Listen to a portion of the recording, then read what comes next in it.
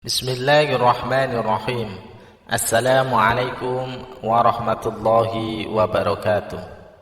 Syukur alhamdulillah kita bisa berjumpa lagi di channel ini. Sholawat dan salam selalu dan tetap tercurahkan kepada junjungan kita Nabi besar Muhammad sallallahu alaihi wasallam. Allahumma shalli ala sayyidina Muhammad wa ala ali sayyidina Muhammad.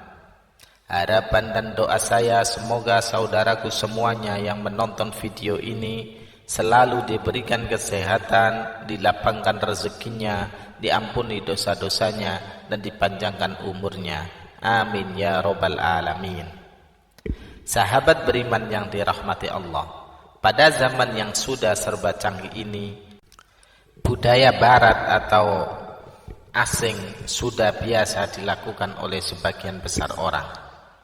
Salah satunya yaitu pergaulan bebas, terutama di kalangan remaja. Hubungan antara laki-laki dan perempuan sudah menjadi sangat wajar dan tidak dilarang. Padahal dalam agama Islam, hubungan pacaran antara laki-laki dan perempuan sangat dilarang, karena bisa menjerumuskan pada perbuatan zina. Faktanya saat ini sudah banyak gadis yang hamil di luar nikah lantaran terjadi karena kecelakaan. Zina merupakan perbuatan keji yang dilakukan oleh pria dan wanita dan terjadi persetubuhan di antara keduanya. Perbuatan zina adalah salah satu perbuatan yang dikutuk Allah Subhanahu wa taala, dan sebagai umat Islam kita dilarang atau haram hukumnya untuk mendekati zina.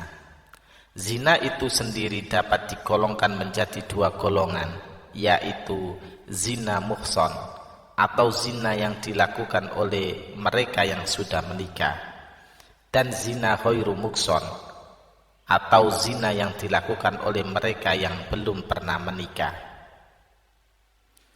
Adapun hukumannya adalah dengan cara dirajam atau dilempar batu hingga mati bagi pelaku zina muhson, dan hukumannya dera atau cambuk serta diasingkan 1 tahun lamanya bagi mereka yang melakukan zina ghairu muhson. Sebagaimana yang disebutkan dalam firman Allah Subhanahu wa taala, perempuan yang berzina dan laki-laki yang berzina, maka deralah tiap-tiap seorang dari keduanya 100 kali dera, dan janganlah belas kasihan kepada keduanya, mencegah kamu untuk menjalankan agama Allah. Jika kamu beriman kepada Allah dan hari kiamat, dan hendaklah pelaksanaan hukuman mereka disaksikan oleh sekumpulan orang-orang yang beriman.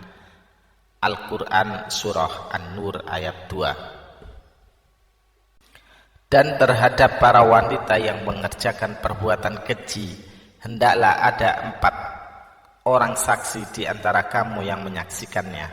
Kemudian apabila mereka telah memberi persaksian, maka kurunglah mereka wanita-wanita itu dalam rumah sampai mereka menemui ajalnya, atau sampai Allah memberi jalan lain kepadanya. Quran Surah An-Nisa ayat 15. Lantas bagaimana cara seseorang jika ingin bertaubat dari perbuatan zina?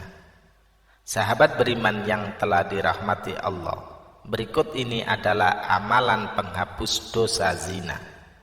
Yang pertama, menyesali perbuatannya. Tidak akan terhapus dosa seseorang jika ia tidak mengawalinya dengan penyesalan.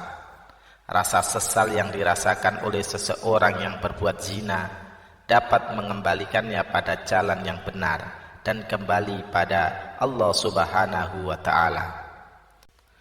Menyesali dosa yang pernah dilakukan dapat membersihkan hati dan memantapkan niat. Jika rasa sesal itu dijadikan awal dan cambuk untuk bertaubat kepada Allah Subhanahu wa taala. Yang kedua, taubat nasuha. Jika ingin menghapus dosa apa saja, terutama zina, maka seseorang haruslah bertaubat dengan sungguh-sungguh atau taubat nasuha. Taubat nasuha adalah taubat yang sungguh-sungguh berasal dari hati dan dilakukan karena seseorang menyesali perbuatannya. Allah memberikan janji bahwa Ia akan mengampuni dosa-dosa hambanya yang melakukan kesalahan, sebagaimana yang disebutkan dalam firman Allah Subhanahu wa Ta'ala pada surah At-Tahrim ayat 8. Hai orang-orang yang beriman, bertaubatlah kepada Allah dengan taubat nasuha, taubat yang semurni-murninya.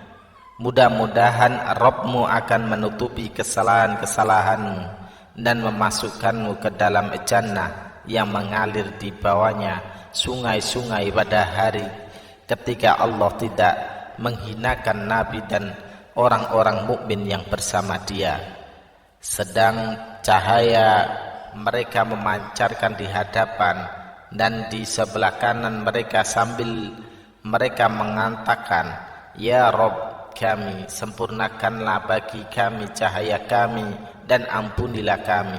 Sesungguhnya Engkau Maha Kuasa atas segala sesuatu." Quran Surah At-Tahrim ayat 8. Lalu yang ketiga, sholat taubat. Sholat adalah salah satu amalan yang dapat mendekatkan diri kepada Allah Subhanahu wa Ta'ala dan menghapuskan dosa. Seseorang yang ingin bertaubat atas dosa-dosanya dapat meminta ampunan lewat sholat taubat. Sholat taubat itu sendiri adalah sholat sunnah yang dikerjakan sebanyak 2 hingga 6 rakaat pada malam hari selepas sholat isya. Dengan mengerjakan sholat taubat dan tentunya tidak meninggalkan sholat wajib, dosa yang dilakukan akan diampuni oleh Allah Subhanahu wa Ta'ala. Sebagaimana yang disebutkan dalam Quran Surah Al-Baqarah ayat 222, sesungguhnya Allah menyukai orang-orang yang bertaubat dan menyukai orang-orang yang mensucikan diri. Yang keempat, perbanyak zikir dan istighfar. Memperbanyak zikir dan istighfar pada Allah adalah salah satu amalan yang menghapus dosa-dosa kita. Kalimat istighfar merupakan kalimat permohonan ampun dari Allah Subhanahu wa Ta'ala, dan dosa-dosa seseorang dapat dihilangkan dengan terus menyebut nama Allah. Sebagaimana yang disebutkan dalam firman Allah Subhanahu wa Ta'ala, dan juga orang-orang yang apabila mengerjakan perbuatan keji atau menganiaya diri sendiri, mereka ingat akan Allah, lalu memohon ampun terhadap dosa-dosa mereka, dan siapa lagi yang dapat mengampuni dosa selain daripada Allah, dan mereka tidak meneruskan perbuatan kejinya itu sedang mereka mengetahui. Quran Surah Al-Imran ayat 135. Yang kelima, melakukan kebaikan kepada sesama. Jika seseorang berbuat dosa dan keburukan, maka untuk menghapuskannya, ia perlu melakukan hal atau kebaikan pada orang atau makhluk lainnya, seperti dengan bersedekah, menghapuskan hutang orang lain, padanya memberi makan binatang, dan sebagainya. Seperti yang dikisahkan seorang wanita pelacur yang masuk surga karena memberi minum anjing yang kehausan. Yang keenam, berpuasa. Berpuasa adalah salah satu cara melatih hawa nafsu dan kesabaran kita. Puasa juga dapat menghapuskan dosa apabila dilakukan dengan sungguh-sungguh, terutama jika melakukan puasa sunnah seperti puasa Arafah dan Asyura. Kemudian yang ketujuh, memperbanyak membaca Al-Quran. Al-Quran dapat menjernihkan hati, dan membacanya tidak hanya mendatangkan ketenangan, akan tetapi juga menghapuskan dosa seseorang.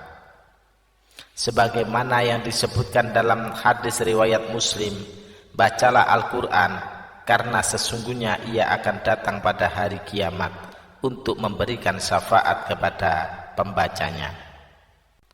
Sahabat beriman yang dirahmati Allah, demikian amalan-amalan yang dapat dilakukan untuk menghapuskan dosa zina.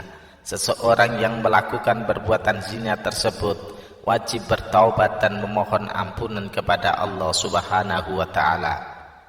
Wallahu a'lam bishawab. Demikian yang bisa saya bagikan, semoga bermanfaat untuk kita semua. Amin ya rabbal alamin. Assalamualaikum warahmatullahi wabarakatuh.